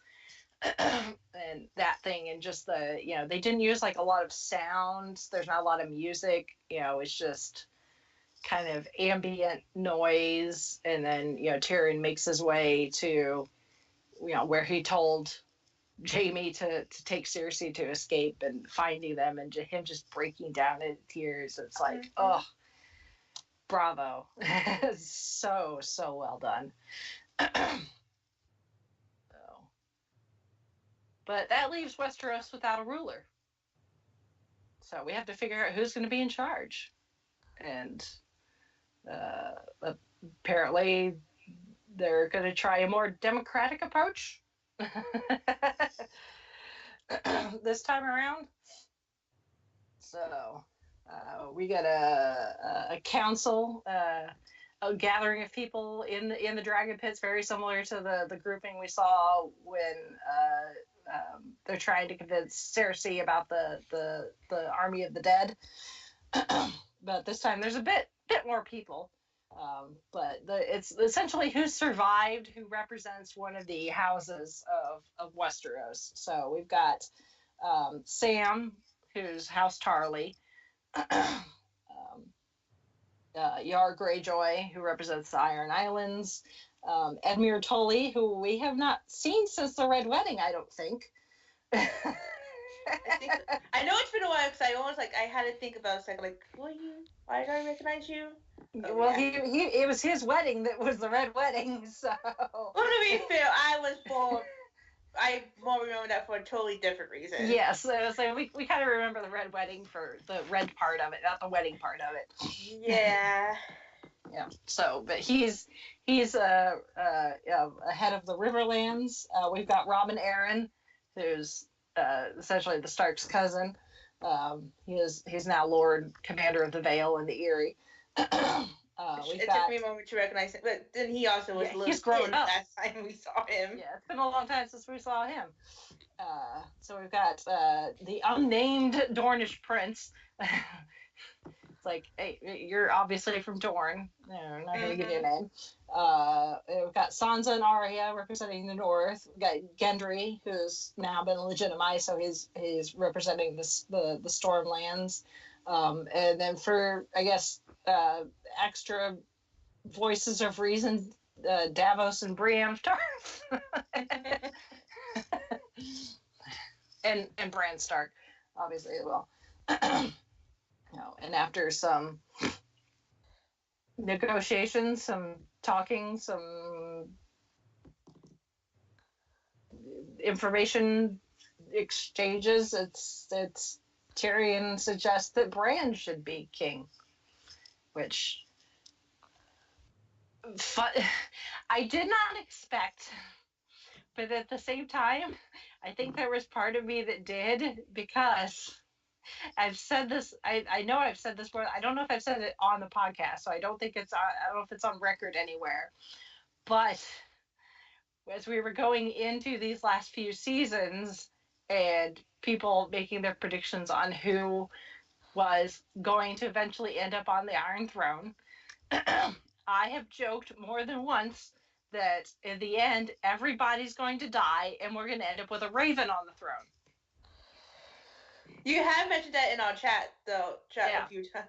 So technically, I was kind of right. We ended up with the three-eyed raven on the throne. I mean, when I said it, I meant literally a raven, but in a way, I was kind of right. I mean, it's wolf, right? Have you seen the promotion photo for season 1 with Ned Stark on the Iron Throne? There's a raven next to him. Well, I think it's like either Raven or Crow, but like everyone's saying is Raven. Like, look, they told us season 1. Yeah. Yeah.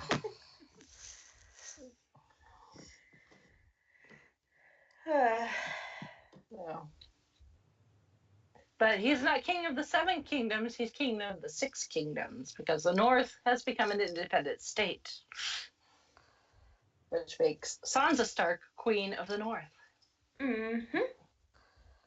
Which, I mean, Sansa wanted to be queen, and now she gets to be queen, and she doesn't have to marry anybody.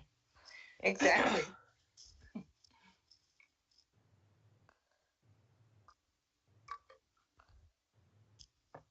Which, good for her. I think she'll do well. She's learned a lot.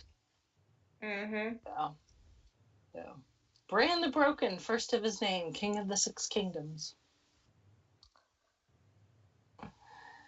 With his small council, including Tyrion, handed the king, because apparently that's Tyrion's punishment for conspiring to kill Daenerys.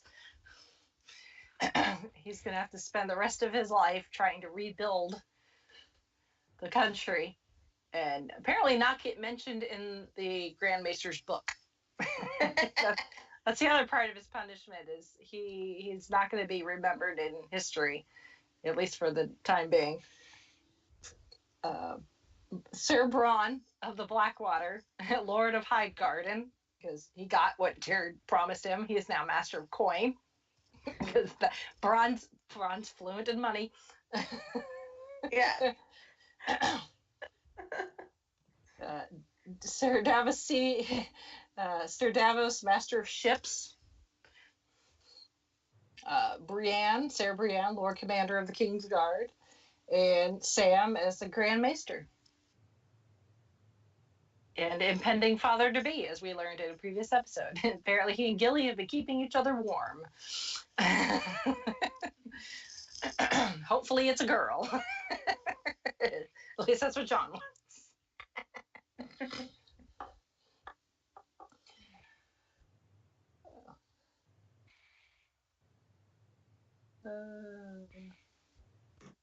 So as of this, houses Stark and Tully are now the only great houses with multiple members known to be alive, with Sansa, Arya, and Bran, and then Edmure Tully and his son.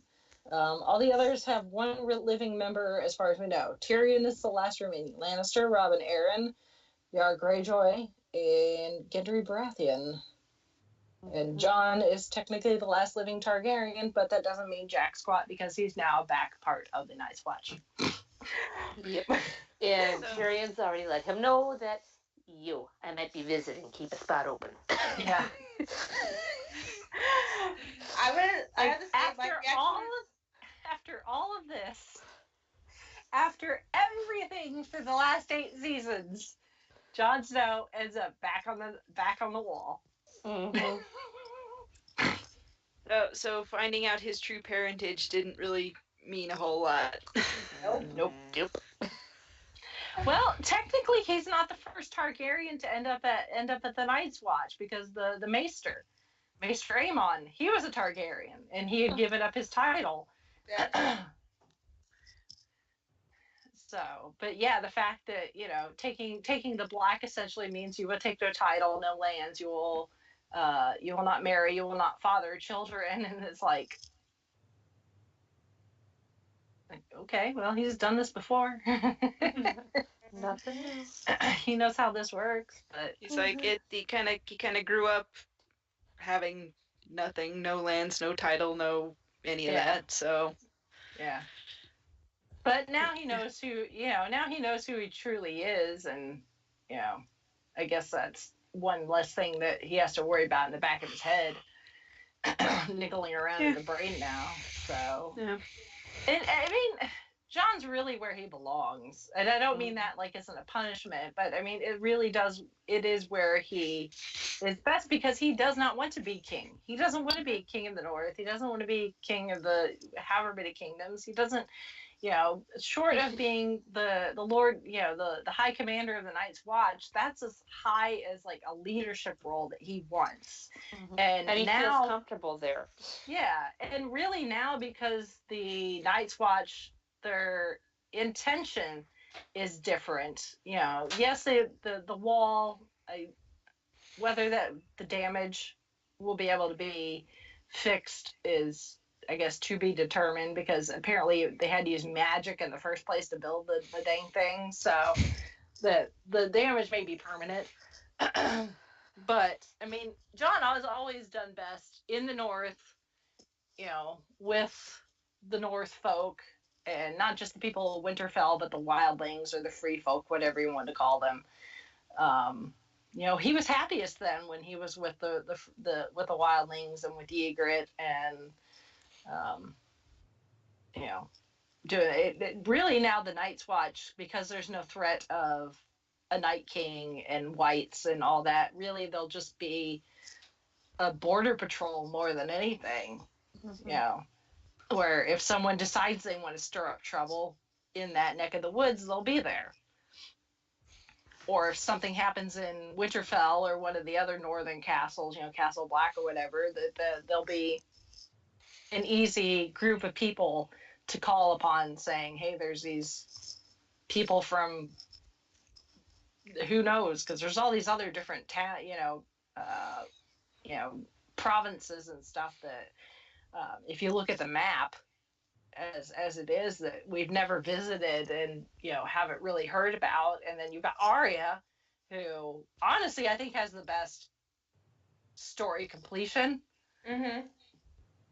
Of any of them, the one I'm most happy with is Arya. Doing what she does best is going on an adventure, not being tied down to a title or anything. She's out on a ship going to see what's at beyond the edge of the map.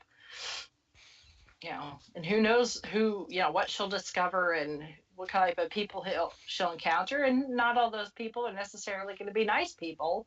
And once those people realize that there are other people out there, that they may come to Westeros and maybe stir up trouble, and you'll need something like the Night's Watch maybe as a backup. So that all makes perfect sense. But I have to admit, when John was first told that, my reaction was the same as John's. There's still a Night Watch. yeah. Yeah. We haven't disbanded.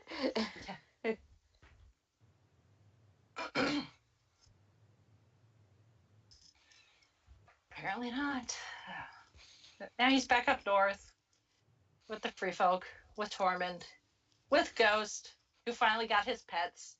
Yep. They found a little bit of money in the couch cushion so that John and Ghost could get a proper moment, so that I am a good boy. yeah, he's a good Yes, boy. you are Ghost is a good boy. Good boy. boy pets. Did you guys just heart a little when I knew his ear got ripped off, but I was like seeing it. I was like, Puppy. Yeah. Big puppy could tear off my face, but puppy. Exactly.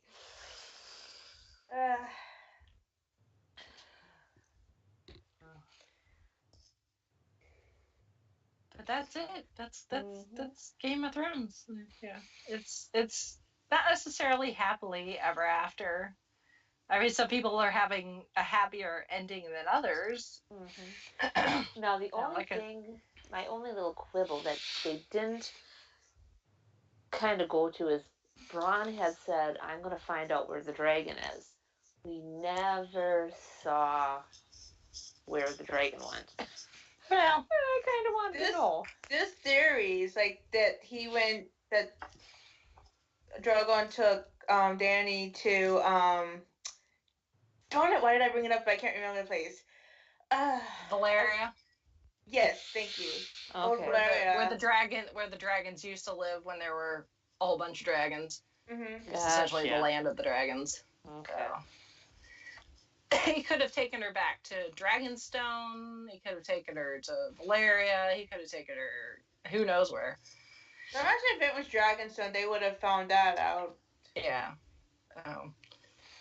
I mean, as long as Drogon can find food, he'll keep growing and can live for a very, very long time.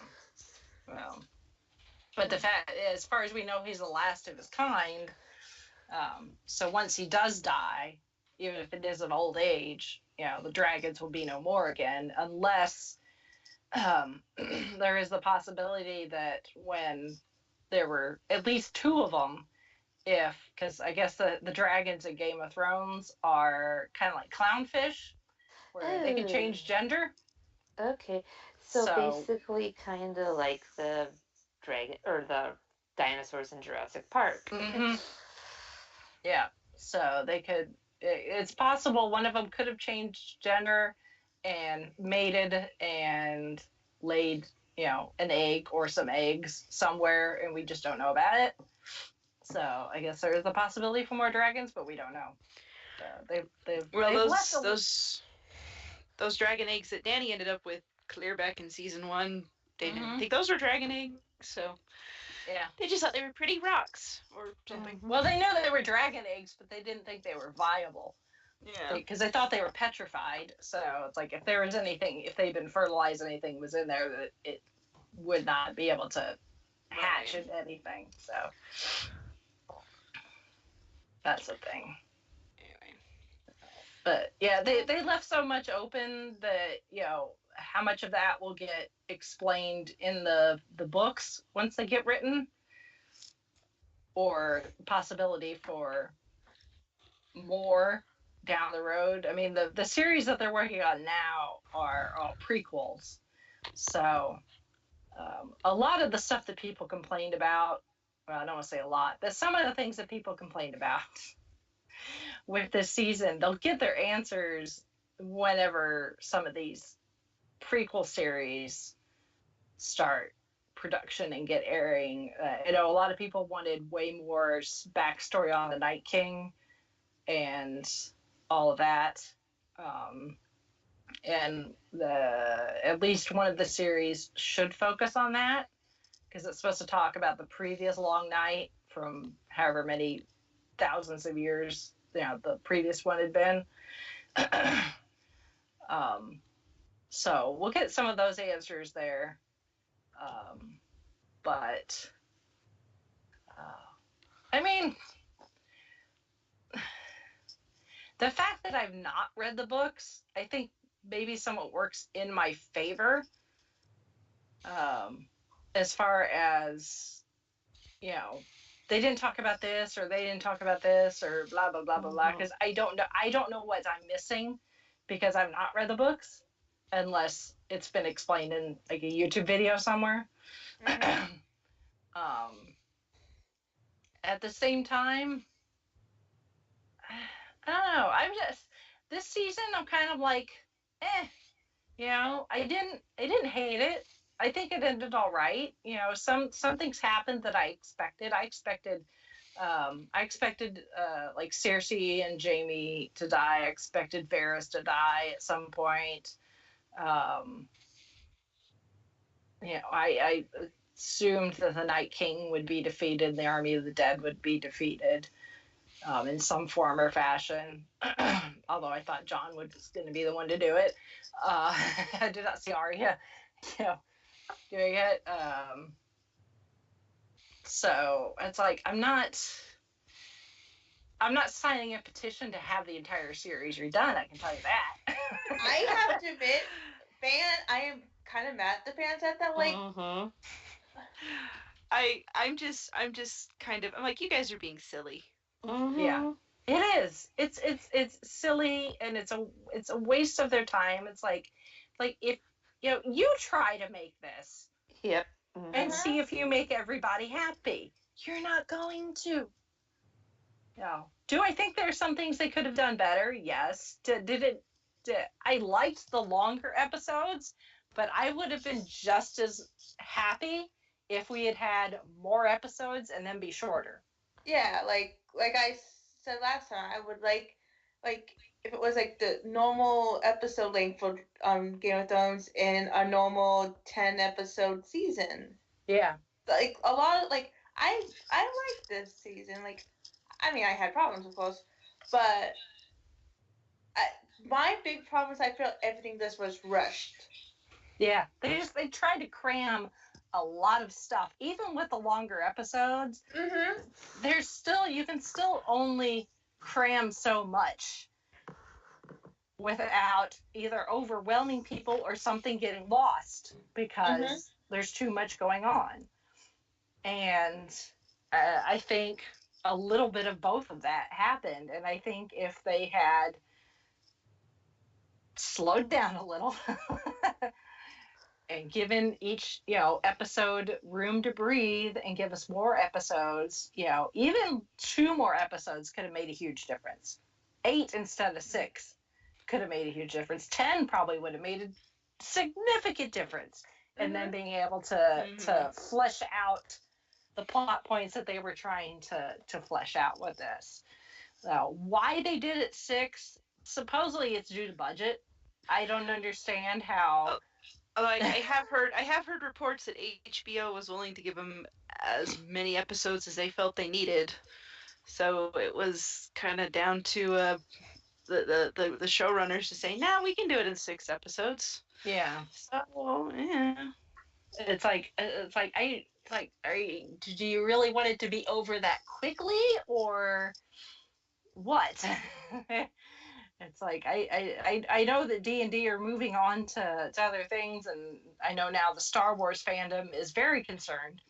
Well, as if they weren't already. Yeah, I was like, we were already. Which I will say this: some of the people who are mad about Game of Thrones are kind of the same, or some of the same people who are telling all the Star Wars fans to chill out, and Yeah. some Star Wars fans are kind of like, it kind of sucks when it's on your side, doesn't it? Yes. Mhm. So, but it is what it is. I don't hate it. I'm not going to be signing any petitions. I don't want them to remake it. You Same. know, it is what it is, and The fact is, Eh. and we've seen this with a lot of TV shows that we all enjoy. It's like, shows just don't really end that well unless it's already planned out. I mean, there was a thread soon after, or like while Game of Thrones was going on, that I saw that this guy was asking, hey, what are some TV shows that actually did end well in the last little bit? And I'm like, well, Avatar: The Last Airbender, but that one was planned as 3 seasons and that's it, and they had the story all mapped out from there. Mhm.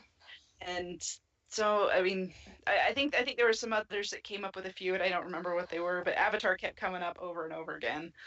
But yeah, TV shows just don't really stick the landing for whatever reason. Yeah. Well, in this case, it's like, Game of Thrones is kind of special in a unique situation, because when they started it, they had all this source material, because they had these established books, and they had George R.R. Martin to work with, and eventually they surpassed the books. And even with the books, they didn't want to do, a one-to-one adaptation of the books, because the books are even way more complicated than what we've seen in the series. There's way more characters than you could shake a stick at. So they had to like take personality traits and push them, combine them into this, that, and the other thing, and switch things around and turn things inside out. And then eventually they surpassed the books. But the series was still going, and they still had George R.R. Martin to work with, but they didn't have actual like books to pull from, and he could only tell them so much, because he wants to keep some things to himself for the books, otherwise people are not going to read the books. So it's like, if people don't like the way that this ended, you can't just blame D&D. This is George R.R. Martin's, it's going to end essentially the same way. So some minor things may change, but at the end of it, Arya's probably going to be the one to kill the Night. Well, actually, there is no Night King in the books at this point. So if that's something that gets introduced in the books, I guess, that Arya will probably be the person to kill him, if that's character in it, or if there's something similar, some sort of threat that Arya ends up killing. Bran probably will end up being king, and Dany is probably going to end up going all Mad Queen on people and fire and blood. I mean, that's House Targaryen's mantra, is fire and blood. And yeah, they kind of have a thing about going a little Mad. Crazy there at the end. Yes. Yeah. Well, that's what happens with inbreeding. We see that happen. We see that happen with dogs. And other animal species, you inbreed too much, and the genetics can only take so much. So. Yep. This whole talk about pure blood, it's like, it can be a little too pure, if you know what I mean, guys. Yes. I will say this: if people are upset and they want something to watch that is probably that they already know how it's going to end, Wheel of Time is getting a show, or an adaptation on Amazon. Although some of the descriptions that they've given gives me pause to think, do you even know how this works? But whatever. That series is already finished. Those books are done, so they have what they're going to work with. Narnia is getting a Netflix adaptation at some point.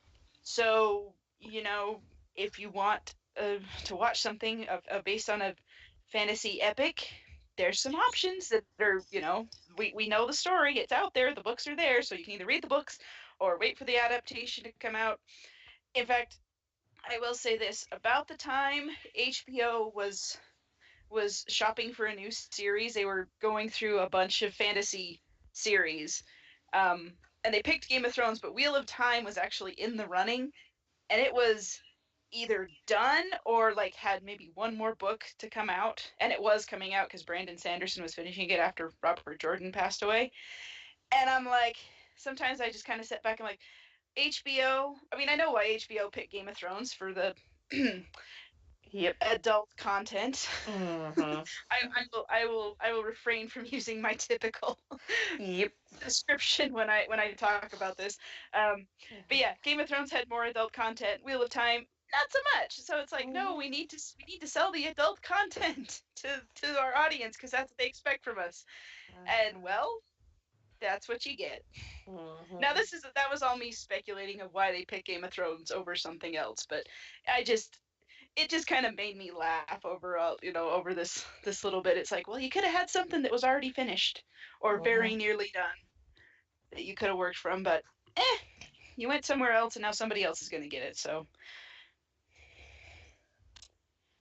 that's what I have to say to people. Yep. Oh, and well, okay, I have one more thing that I want to say because if you're still kind of sore and you're like, oh, I need something to kind of get my mind off of it, I would recommend a book series, and I'm pulling it up because I cannot remember the title for this to save my life. Something's Daughters. Well, Sisters of the Flame is the second one. Yeah. That was the one or Sisters of Fire. Yeah, there you go. Fire. There it is. It's the Blood and Gold series by Kim Wilkins. Book 3, I think, is on its way. Yeah, Queens of the Sea should be out, I think, this year or possibly next year. Anyway, it starts with Daughters of the Storm. And I read it. I was a little curious about it. I was a little wary of it because I wasn't sure what to expect. And it's basically, I've been describing it as Game of Thrones with actual direction and plot. It's these 5 sisters, all very different. They all have very different goals for their kingdom, or one of them's gotten married off to another kingdom. The oldest is sort of this warrior princess, and she doesn't take crap off of nobody. And they're all, I mean, they all kind of end up on opposite ends of the conflict. And it's just really interesting, and it reminded me a lot as like this is if Game of Thrones was actually interesting to me, as far as the book goes. So if you're feeling a little disappointed or you want to read something that's like that, I would suggest that. First book's Daughters of the Storm by Kim Wilkins. Second book is Sisters of the Fire. Third book is coming out at some point, Queens of the Sea. I'm trying to see what if they have a date. Oh, expected publication July 22nd, 2019. So in a couple of months. So I recommend that one. And book 3 is on its way. So anyway, that's my take on it. So if there's now a Iron Throne shaped void in your soul that needs filled with epic fantasy. Oh yes. You have options. Yes, and if you still are stumped, if you've read all those or want to find something else, message me, guys. This is what I do. Send us a message. We'll point you in the direction of something. I'll tell me Ask the what resident librarian. Hi. Yep. Tell me what you're specifically looking for, what you're interested in. And I'll see if I can come up with a book list for you. So there you go. Jared just said there's enough librarians around. We'll figure something out. Yeah. I'll even pick Jared's brain if I can't think of anything, because he's got a ton of stuff. Yep. In his wheelhouse. Between the two of us, we'll figure something out. Mm-hmm. Anyway, so Anything else you guys want to mention, bring up? Nope. Okay. So It's if all any over. over now, go outside and then pick up the rest of your life. Yeah. What is this? The sun?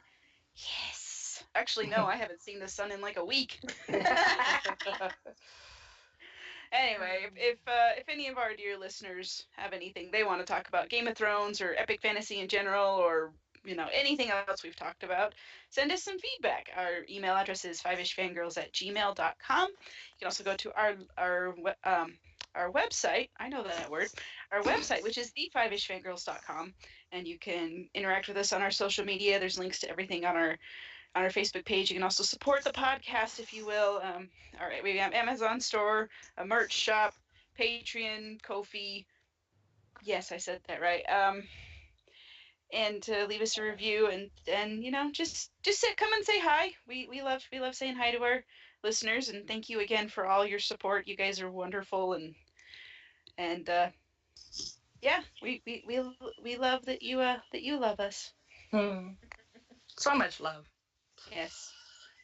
And don't forget to get your comments in on the Goodreads book club, the Doctor Who book club. Links are there as well for that. Yep. Alrighty then. Well, with that, we shall sign off for this week. This is Brittany and Bethlehem saying goodnight. This is Chrissy saying goodnight from Salt Lake City. This is Sally from Wisconsin saying good evening. And this is Rachel in Indianapolis, Indiana. I am definitely not even 0.00001% Targaryen because I was out the other day in the sun and I got fried. Not saying, but yes.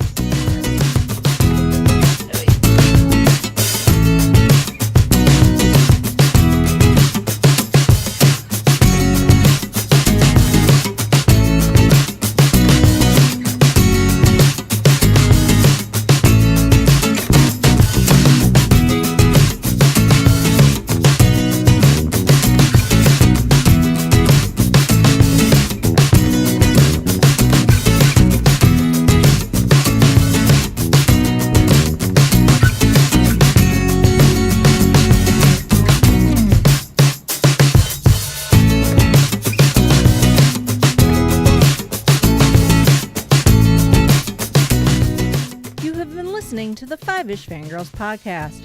You can find more episodes and information at thefivishfangirls.com.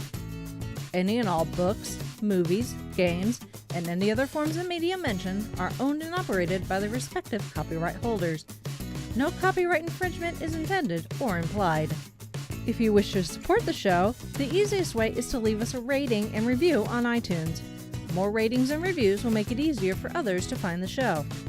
If you wish to support us monetarily, you can do so at patreon.com/5ishfangirlspodcast. All money goes towards fees and equipment to keep the show going. For official Five-ish Fangirls merchandise, visit redbubble.com/people/5ishfangirls. We love hearing from our listeners and encourage feedback. You can email us at fiveishfangirls@gmail.com. You can also like and follow us on Facebook at facebook.com/5ishfangirls. Thank you so much for listening, and may the squee be with you.